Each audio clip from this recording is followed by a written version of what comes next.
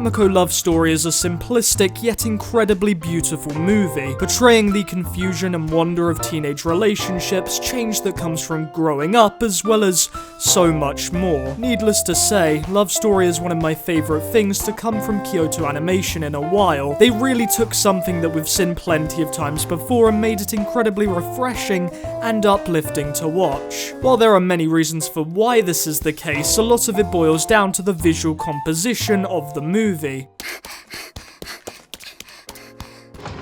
When I say that, I don't mean how KyoAni animated Love Story. Of course, they did an amazing job. What I mean is the subtle construction of each scene to enhance the mood, narrative, and character emotions of the film. One of my favourite examples of this is when Mochizo confesses to Tamako. The scene uses a slow build-up in the tone of the colours to highlight the evaluated importance of the scene. The way the scene switches between facial shots and body shots combined with the atmosphere present really creates this dreamy aura, hitting home the entrancement that both characters are in. And this is important. Confession is not an easy thing to do, yet it's also a very special moment. A lot of romance anime don't put that much thought into visualizing this, and instead solely focus on using music to try and make the scene feel emotional. Don't get me wrong, music is important, but visuals are 50% of the final product. That's what makes Love Story great for me. It makes an effort to present itself fantastically across all aspects of its production,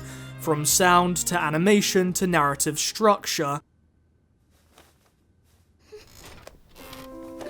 But back onto visuals. One thing I really think is important is establishing a deeper connection with characters through what's happening on screen. Clannad After Story, Hanasaki Iraha, and even The Idolmaster all have great examples of this in them. A love story is a very individualistic thing, so it's even more important to nail this on the head. The movie really does. Just take a look at the wide to medium and empty shots used when Tamako is thinking about her life and future. This perfectly conveys the state she's in, contemplating everything on her shoulder. Combine this with the small things the viewer picks up in character movements, and we resonate with Tamako more than we would had if very little attention had been put into composing this scene. But visual composition in anime isn't just about what type of shot you use or colour and tonal shifts.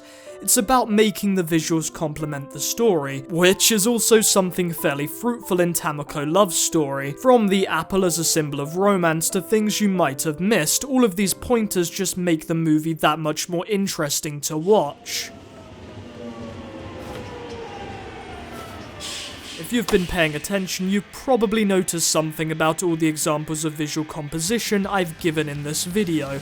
They're subtle. Tamako Love Story isn't trying to overload the viewer with metaphors or do anything extreme at all, really. It's highlighting the blissfulness in something anime takes for granted and often presents quite poorly: young love. It brings together all aspects of the medium to not present something overly bombastic, but present something simple in a miraculous way. Creating anime with enchanting and meaningful visual presentation is something Kyoto Animation have been getting better and better at, and that's probably one of my biggest reasons why I love them as a studio.